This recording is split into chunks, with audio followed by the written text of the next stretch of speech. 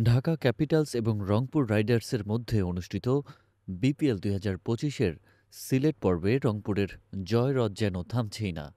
ঢাকার বোলারদের দুর্বলতার সুযোগ নিয়ে রংপুর মাত্র ১১১ রানের লক্ষ্য তাড়া করে ঢাকা পঞ্চম জয় অর্জন করেছে। বিপিএলের বর্তমান আসরে অপরাজিত থাকা রংপুর এই মুহূর্তে শীর্ষস্থান দখল করেছে, যা তাদের মনোবল আরও বাড়িয়ে দিয়েছে। অন্যদিকে ঢাকা ক্যাপিটালস চরম হতাশায় ডুবেছে। টানা ৪ ম্যাচেই হারতে হচ্ছে সাকিব খানের দলকে। ম্যাচের শুরুতেই ঢাকার বোলারদের অদ্ভুত নো এবং ওয়াইডের জন্য পিছু হটতে হয়।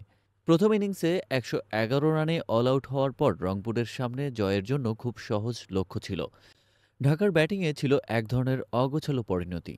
জেমস রয় এবং হাবিবুর রহমান সোহান যখন ওপেনিংয়ে পার্টনারশিপে ২৮ রান যোগ করেছিলেন, তখন মনে হচ্ছিল যে ঢাকাও ভালো সংগ্রহ করতে পারবে। তবে দুই ওপেনারের বিদায়ের পর ধীরে ধীরে ঢাকার ব্যাটিং অর্ডার ভেঙে পড়তে থাকে। বিপিএল ইতিহাসে ঢাকার ব্যাটিংয়ের এই পতন নতুন কিছু নয়। এর আগে বেশ কিছু ম্যাচে এই ধরনের ব্যাটিং বিপর্যয় দেখা গেছে। তবে এই ম্যাচে ঢাকার যে বোলিং ইউনিট ছিল তা ছিল একেবারে অকার্যকর। মোসাদ্দেক হোসেন এবং আলাউদ্দিন বাবু ছাড়া কেউই উল্লেখযোগ্য রান করতে পারেননি। ১৬.৩ ওভার শেষে ১১১ রানে অল আউট হয়ে যায় ঢাকা ক্যাপিটালস।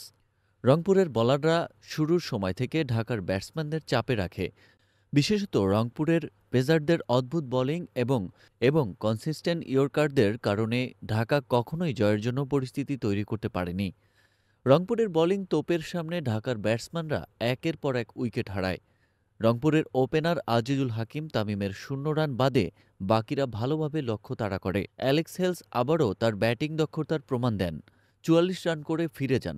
সাইফ হাসান ও দুই পাকিস্তানি ব্যাটসম্যান ইফতিকার আহমেদ এবং খুশদিল শাহ মিলে জয়ের কাজটি সহজ করে দেন।